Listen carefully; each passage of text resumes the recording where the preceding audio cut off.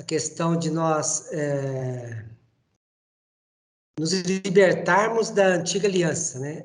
E libertando a antiga aliança, está também se libertando da lei da antiga aliança. Então, nós estamos entrando numa nova dispensação, e essa nova dispensação tem uma nova lei, né, que é a lei da liberdade. E isso subentende que você deixar realmente tudo que era passado, tudo que é antiga ordem, né? E principalmente a maneira de pensar, né? Uhum. A gente, no antigo sistema, a gente estava como que escravo do sistema, né? A gente estava realmente acostumado a ouvir o que eles falavam e a desejar o que eles queriam que nós desejássemos, né? Quer dizer, então a nossa vontade, na verdade, não era nossa, né? A gente era manipulado sem saber, né? Verdade. Só que hoje o Pai tem nos dado uma liberdade de escolha, né? Discernimento para saber, né, o que é certo e o que é errado, né? E realmente é mudança radical em todo sentido, né? A maneira de falar, de ouvir, né? De pensar e acho que é importante a gente estar realmente pensando nesse sentido.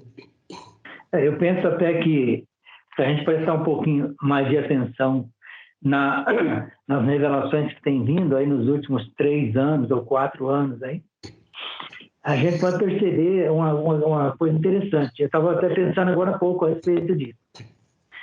Porque nessa transformação que houve aí, né, de morrer com Cristo e ressurgir com Cristo, nascer com Cristo. Aí fala das novas criaturas, né? Aí entra a nova aliança, entra uma mudança radical na vida, né, daqueles que vai tomando consciência disso. E aí eu estava imaginando aqui que lá a gente acabou recebendo também uma nova programação, não é? É que aos poucos que a gente vai começando a perceber a programação nova que nós recebemos, né? E eu acho interessante a gente começar a pensar mais nisso.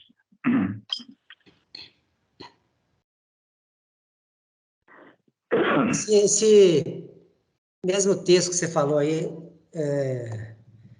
que fala assim que nós somos seres carnais, né, em Adão, nós somos hoje seres espirituais em Cristo, né? E a programação realmente de Adão é diferente da programação de Cristo, né?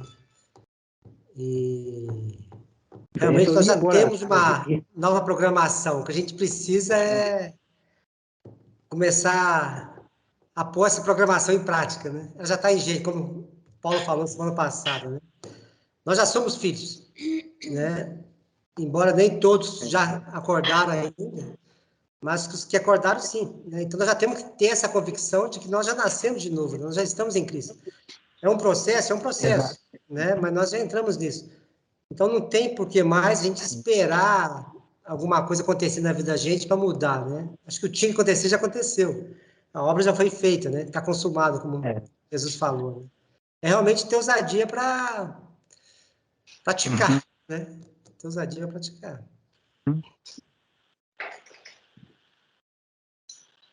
Eu percebo que você falou, Paulo, sobre essa nova aliança, né? Você lembrou que a gente vem comentando. Eu percebo que Jesus, quando ele começou o seu ministério, ele escolheu, né? Ele fez a sua escolha soberana. E que ele continua a fazer. Mas ele deixou relatado, né, para que nós percebêssemos isso, que ele começou a chamar Pedro, Felipe, João, e saiu chamando todos os 12 discípulos, ou seja, uma vez de ser apóstolos. Eles ouviram, mas não foi um ouvir de uma forma natural. Ou seja, eles não conseguiram ouvir. Antes, estavam impedidos em seus afazeres, em sua forma habitual de viverem. Mas o Senhor sempre esteve ali chamando, convidando, para fazer o que eles deviam estar sempre fazer, só que eles não entendiam isso. Eu vejo que hoje nós continuamos sendo chamados. E agora, com base nesse texto aí, é muito interessante, porque são exatamente ruídos que não nos impactava, nós não nos sentíamos tão atraídos por eles, vamos dizer assim. Nós não nos incomodávamos com ele. E agora, quando nós entendemos que somos parte de um mesmo corpo, nos incomoda, porque a falta de ouvidos para as pessoas, a falta de ouvido para os sons que estão ao nosso derredor, está nos incomodando, porque faz parte de nós. Sim. É uma perspectiva, como eu vejo, que é algo muito maior.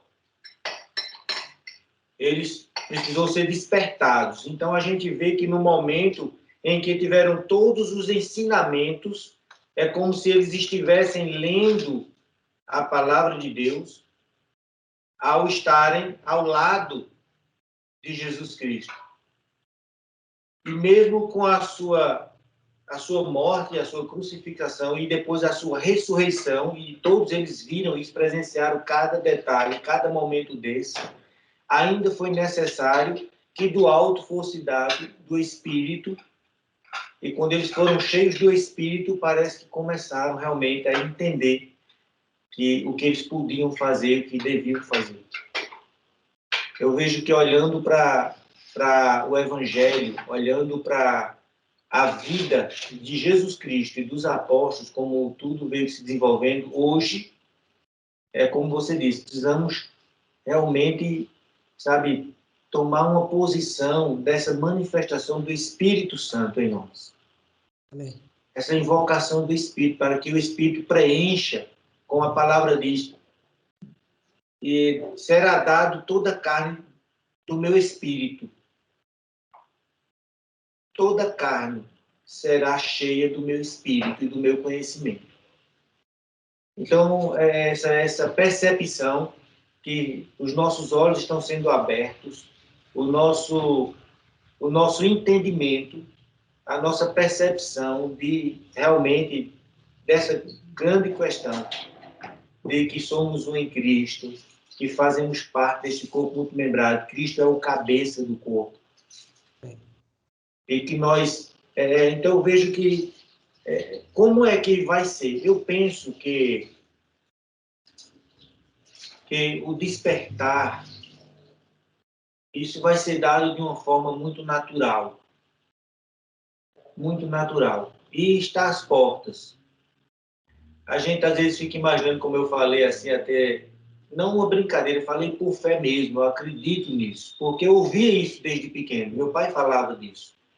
Era um momento que eu vou sair daqui e vou para Varginha.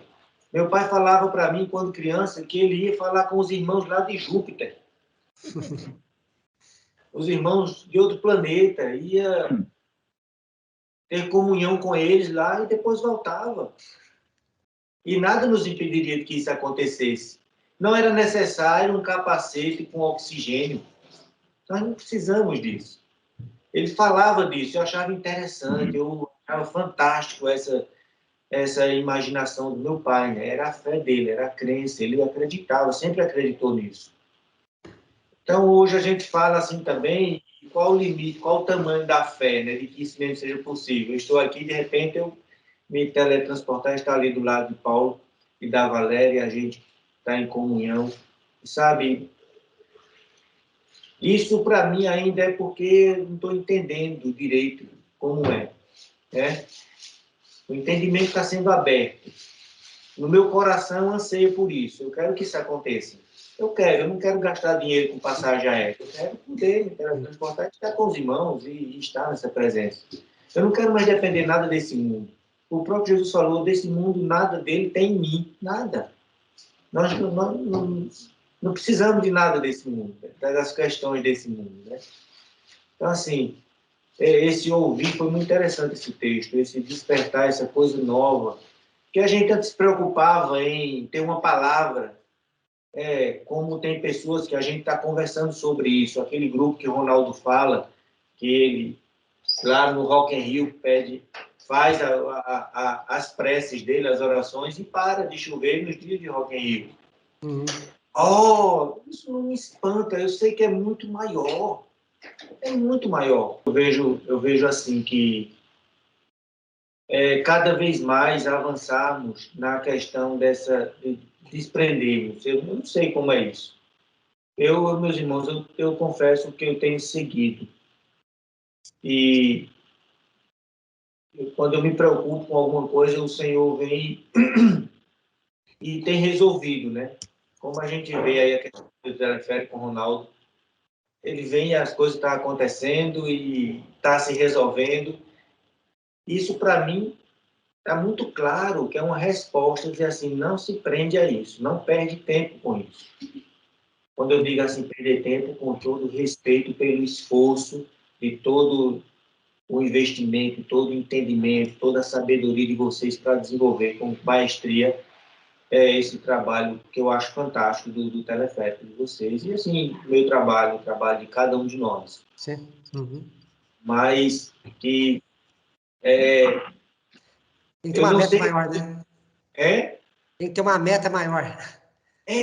Paulo, é uma coisa que é inexplicável, não se compara. Nada do que nós fazemos ou precisamos se compara com a glória que está proposta para nós. Porque é numa dimensão, sabe? Muitas vezes a gente está se prendendo de forma natural, isso é de todos nós. Eu tenho essa luta contra esse sistema perverso. E eu fico alegre quando eu vejo Bolsonaro ser vitorioso com uma palavra, com uma lei, com uma proposta. Em momentos eu vejo que parece que ele não soube fazer e a coisa complica para o lado dele, complica para todo mundo, né? E há essa luta. E eu fico chateado com amigos meus que vêm e falam que o Brasil está melhor, mas vai votar em Lula, sabe? Sabe, não é Lula, eu não tenho problema com Lula, eu amo Lula. Mas as pessoas não estão com entendimento, não estão percebendo. Sabe, eu ainda fico... eu digo, mas eu não posso me prender a isso.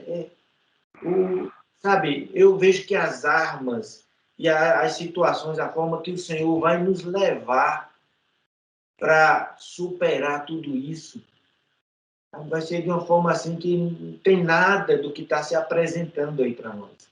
Eu acho que é por isso que os textos dos profetas, quando ele via aqueles bichos, né, a cabeça de um urso e tinha tantas cabeças e tal, era leopardo, a visão do leopardo. A gente fica espantado com aquilo quando lê e vê que Apocalipse também fala sobre isso, e fala do grande dragão, e tinha cabeça e diademas, e tudo isso a gente tem uma explicação para entender, faz parte de todo esse sistema que está se apresentando aí diante da gente, né? Por um simples versículo, quando ele diz a antiga serpente, né? Satanás, o diabo, a antiga serpente e o dragão, quer dizer, ele faz uma sequência de situações do mal, como ele se apresentou, né? E tem se apresentado. Então, a gente vê que há uma tendência de, nesses tempos, esse mal, ele tomar pé, crescer, né? O filho da iniquidade crescer e aparecer, né? E falar essas coisas que a gente já está ouvindo claramente. Não, eu vou prender e eu vou fazer tudo que eu fiz mesmo da outra vez, eu vou fazer mais ainda. E as pessoas, muito bem, ainda aplaudem aquilo que é negativo, sabe? E é assim, porque a iniquidade está crescendo, crescendo, e a gente fica... Então, para nós, superabundante, né? Onde abundou o pecado, superabunda a graça. Então, Amém. a graça, com certeza que temos sido presenteado, abençoado com a maravilhosa graça do Pai através de Cristo Jesus. Amém. Que tem nos abençoado e aberto os caminhos, os nossos olhos e os nossos ouvidos, né? O texto que a gente lê muito em Apocalipse, quem tem ouvidos para ouvir, ouça. Sim. Uma vez teve um irmão judeu conversando conosco aqui, falava muito isso. Ele estava assim, calado, ouviu toda a mensagem, depois a gente questionou ele, irmão, tem alguma coisa para nos falar? Nos abençoe também. Ele disse, irmão, eu tenho analisado um tempo que eu tenho que prestar atenção muito sobre ouvir. Às vezes os irmãos estão falando coisas e vocês mesmos estão entendendo o que vocês estão falando, porque vocês não estão conseguindo ouvir o que vocês estão falando. O tamanho da glória quando vocês abrem a boca e falam isso, às vezes sem entendimento até. Mas o ouvir, ele é muito maior do que o falar. Esse texto aí que o Manuel falou, fala disso também, né? Né? Você, em todo aquele barulho, você conseguiu ouvir, né? Então, Deus está falando, mas você está tão agitado que você não está ouvindo. Não é que Deus não está falando, Deus está falando. Só que você está ouvindo tanto barulho, tanta coisa, e não está justamente se aquietando, né? Para ouvir o sussurro de Deus lá. É bem isso, mano. A gente se prende pelo barulho do dia a dia, a gente gosta disso, né? Então, se fica muito silêncio, a gente fica incomodado com aquele silêncio, já liga televisão, já quer ouvir música, não sei o quê, né? Porque não aprendemos a ter um momento de silêncio, né? Ali de meditação, de não ouvir nada, só, né, se aquietar, né? Eu acho que é importante isso, a gente... É uma disciplina, né? Uma coisa que a gente tem que aprender, realmente. Ouvir, com certeza.